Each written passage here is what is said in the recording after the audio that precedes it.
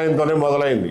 నాగరికత మొదలైనప్పుడు వ్యవసాయం, భూముల మీద హక్కులు ఇవన్నీ ప్రజలకు ఉండేవి. వేరు వేరు దేశాల్లో వేరు వేరు రకాలుగా ఈ భూమి మీద హక్కులు రైతులకు దఖలపడినాయి. కొన్ని దేశాల్లోనేమో ఎవడో వచ్చి రాజు జయించి ఈ భూమి మొత్తం నాదే, నా తాబేదారులకి, నా కోసం పనిచేసే సైనికాధికారులకి, నా దగ్గర ఉండే ఫ్యూడల్ లార్డులకి నేను ఇస్తున్నాను అని చెప్పి వాడు గ్రాంట్ చేసేవాడు. వాడు కింద రైతులకి కౌలుకిచ్చి వాళ్ళతోటి వ్యవసాయం చేయించుకునేవాడు. అదొక పద్ధతి, ల్యాండ్ టైటిల్ బై కాంక్వెస్ట్. చాలా దేశాల్లో, మన దేశంలో కూడా మన పూర్వీకులు గోచిగొడ్లు కట్టుకున్న రోజున, ఇనప పారలు పనిముట్లు లేని రోజుల్లో చెక్క ముక్కలు చెక్కుకునో, చేతులతోనో రాళ్ళు, రప్పలు, చెట్లు, చేమలు, తుప్పలు అన్ని తీసేసి భూమిని చదును చేసుకుని 4 ఎడ్లతోటి దున్నుకుని గట్లు వేసుకుని భూములు తయారు చేసుకున్నారు. అది సంప్రదాయబద్ధంగా వాళ్ళకి ఆ ఆస్తి మీద వచ్చినటువంటి హక్కు, హోమ్ స్టీడింగ్ అంటారు. చాలా దేశాల్లో జరిగింది. మన దేశంలో ముఖ్యంగా మనకు వచ్చిన భూమి హక్కులు దురాక్రమణల ద్వారా, ఆక్రమణల ద్వారా, రాజ్యాలను జయించడం ద్వారా, కత్తి మొనల ద్వారా రాలా.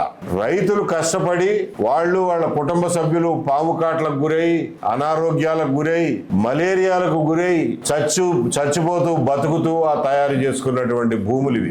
వాటి మీద మనకి సంప్రదాయబద్ధంగా వచ్చిన హక్కుల్ని వేదకాలం నుంచి ఎవరు ముట్టుకోలా. రైతుల జోలికి ఎవడో రాలా. గ్రీకులు, కుషాన్లు వచ్చినా గానీ మన జోలికి రాలా. గుప్తుల కాలం నుంచి రైతుల జోలికి ఎవడో రాలా.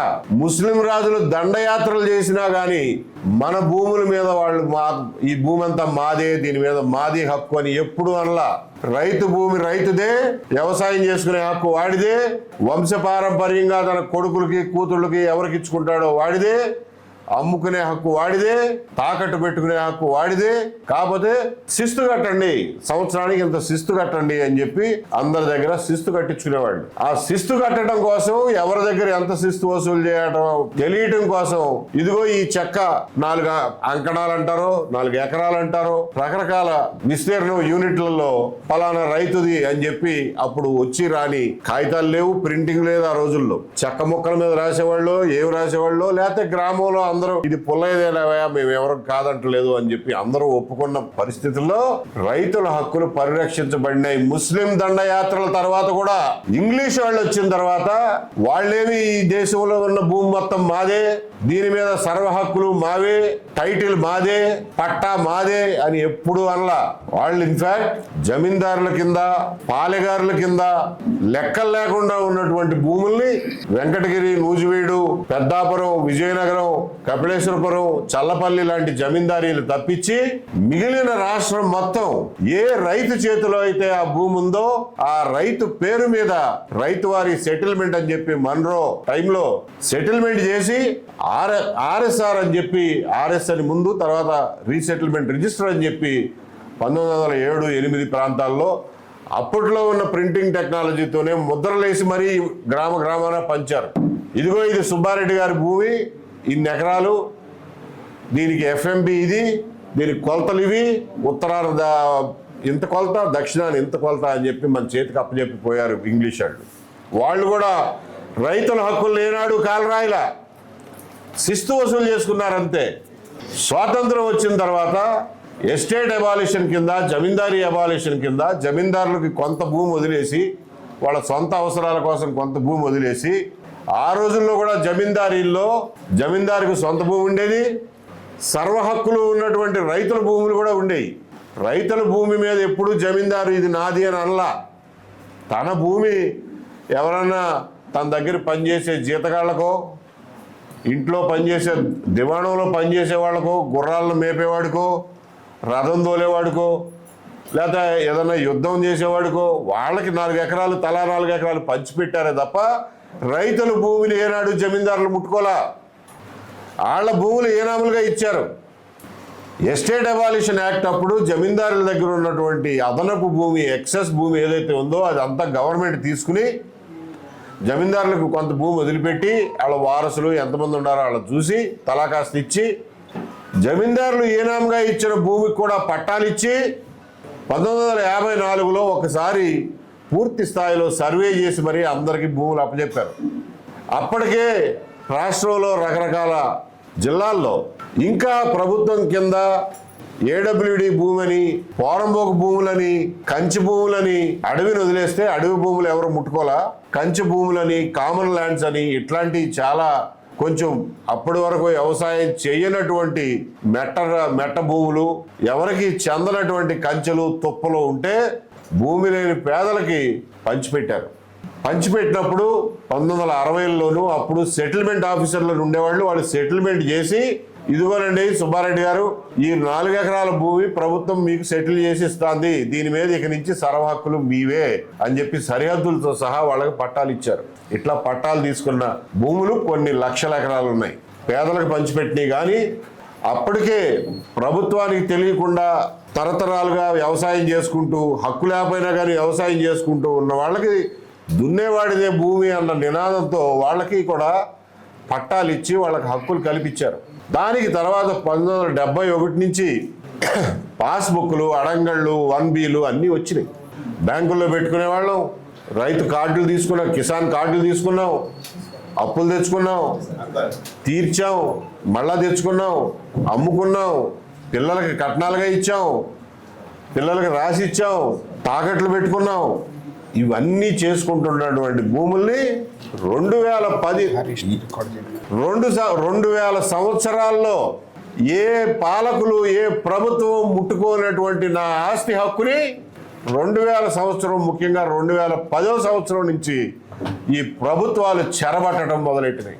2012లో నాగార్జున రెడ్డి గారు ఇచ్చినటువంటి జడ్జిమెంట్ ఒకటి అడ్డం పెట్టుకుని అప్పటి వరకు ఎక్కడా లేనటువంటి ఈనాం భూముల్ని దేవాదాయ భూముల కింద దేవాదాయ శాఖ వాళ్ళు వాళ్ళ పద్దుల్లో రాసేసుకుని వాళ్ళ పద్దులు సబ్ రిజిస్ట్రార్కి పంపించాడు. ఆయన మొత్తం లిస్టు పెట్టుకుని మనం వెళ్ళి అమ్ముకుంటున్నామండి అంటే రిజిస్టర్ చేయడానికి వీల్లేదు పొమ్మని పోయాడు. అలాగే 2017, 16, 17 నుంచి మీ భూముల్ని కంప్యూటర్లో ఎక్కిస్తాము అని చెప్పి ఆ పేరు మీద కొన్ని లక్షల ఎకరాల రైతుల భూముల్ని ప్రభుత్వ భూమిగా ఒక్క రోజులో, ఒక్క రాత్రికి రాత్రి ప్రభుత్వ భూములుగా చూపించి 22Aలో సబ్ రిజిస్ట్రార్ ఆఫీస్కి పంపిస్తే ఆ రోజు నుంచి ఈ రోజు వరకు దిక్కు తెలియకుండా మనం ఇవాళ తిరుగుతూ ఉన్నాం. సీతాదేవి భూమి నుంచి పుట్టిందంటారు.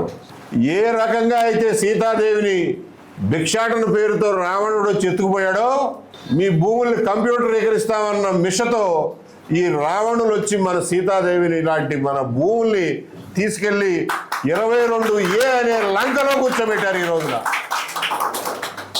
ఆ లంకలో బందీగా ఉన్నటువంటి సీతాదేవిని భూమిని ఇడిపించుకోవాల్సిన బాధ్యత మనది. దానికోసం ఏ యుద్ధానికైనా మనం సిద్ధం కావాల్సిందేనని చెప్పి మీ అందరికీ తెలియజేస్తున్నా. ఎందుకంటే బతిమాలితే రావణుడు ఏమన్నా ఇచ్చాడా? మండోదరి మాట ఏమన్నా విన్నాడా? హనుమంతుడు వెళ్ళి బతిమాలితే ఇచ్చాడా? యుద్ధం చేస్తేనే ఇచ్చాడు.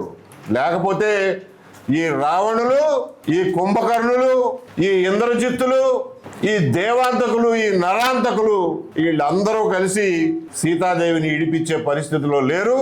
రావణుడికి 10 తలకాయలు ఉన్నట్టే ఈ రోజున మన భూమిని ఎత్తుకుపోయిన వాళ్ళకి ఒకళ్ళ MRO పేరు మీద, RDO పేరు మీద, VRO పేరు మీద, బ్రోకర్ల పేరు మీద, ఎమ్మెల్యేల పేరు మీద, జాయింట్ కలెక్టర్ల పేరు మీద, కలెక్టర్ పేరు మీద, CCLA పేరు మీద ఇన్ని తలకాయలు ఉన్నాయి. ఒక తలకాయకి అన్నం పెట్టినా మిగిలిన 9 తలకాయలు మా సంగతి ఏంటి అంటున్నాయి. కాబట్టి ఈ 10 తలకాయల రావణుడిని పడగొట్టాలంటే, మన సీతాదేవిని మనం రక్షించుకోవాలంటే బాణం వేయాల్సిందే, యుద్ధం చేయాల్సిందే. శ్రీరాముడు 2 చేతులతోనూ బాణాలు వేశాడు. మనకు ఆ అవసరం కూడా లేదు. మనకి రావణుడిని పడగొట్టడానికి 1 వేలు చాలు బటన్ నొక్కటానికి. కాబట్టి ఖబర్దార్ అని చెప్తున్నాం. మర్యాదగా మాకెవరికి తెలియకుండా, నోటీస్ ఇవ్వకుండా సీతాదేవి తల్లి లాంటి మా భూముల్ని ఎత్తుకుపోయి శ్రీలంకలో 22Aలో దాచిపెట్టావో దాన్ని బేషరతుగా తిరిగి మాకు అప్పచెప్పండి. అందులో మీకు ఏమన్నా క్లెయిమ్ ఉంటే, ప్రభుత్వ భూమి ఉంటే మాకు నోటీస్ ఇచ్చి మాట్లాడండి. అంతే తప్ప ఆడి దగ్గరికి వెళ్ళు, ఈడి దగ్గరికి వెళ్ళు, రావణుడి మా తమ్ముడు ఉన్నాడు ఆడితో మాట్లాడు, ఆడు 6 నెలలు కుంభకర్ణుడు, 6 నెలలు నిద్రపోతాడు, 6 నెలలు తింటాడు. అంటే 6 నెలలు పదవిలో ఉంటాడు, 6 నెలలు అపోజిషన్లో ఉంటాడు. ఎవరిని అడగాలి మనం పోయి? అందరూ ఒకటైపోయారు ఇందులో. ఈ రోజున చంద్రబాబు నాయుడు గారు నిన్నే అంటున్నారు, బాపట్లని 22A విముక్త జిల్లాగా చేయడానికి కలెక్టర్ గారు ఒప్పుకున్నారు అంట. ఈయన ఒప్పుకోలా, కలెక్టర్ గారు ఒప్పుకున్నారంట. కలెక్టర్ గారు ఖచ్చితంగా చేస్తారు, అభినందిస్తున్నా. కలెక్టర్ గారు చేసిన తర్వాత నేను వచ్చి పట్టాలు పంపిణీ చేస్తా. పని చేయాల్సింది కలెక్టరు, పంపిణీ చేసేది నువ్వా? నిజంగానే ఒక సవాల్ విసురుతున్నావు ఈ రోజున. బాపట్ల జిల్లాలో 5 వారాలు, మీరు చెప్పిన 5 వారాల్లో కనుక కలెక్టరు 22A విముక్తి జిల్లాగా ఆ జిల్లాని చెయ్యలేని పక్షంలో కలెక్టర్ని అక్కడి నుంచి ట్రాన్స్ఫర్ చేయండి. ఇదే సవాల్ని స్వీకరించి 22Aలో పెట్టిన నోటీసు లేకుండా 22Aలో పెట్టిన ప్రతి ఎకరం, ప్రతి సెంట్ భూమిని రోల్ బ్యాక్ చేయండి. ఆ ఛాలెంజ్ తీసుకునే దమ్ముందా అని అడుగుతున్నా. చంద్రబాబు నాయుడు గారిని ఈ ఛాలెంజ్ తీసుకోమనండి. ఆయనే చెప్పారు కదా, ప్రతి కలెక్టర్ల సమావేశంలోనూ ఇది ఒక తమాషా అయిపోయింది. వచ్చే కలెక్టర్ల సమావేశానికల్లా 22A మిగలటానికి ఏం లేదు అంటారు. ఎందుకు చేస్తారండి?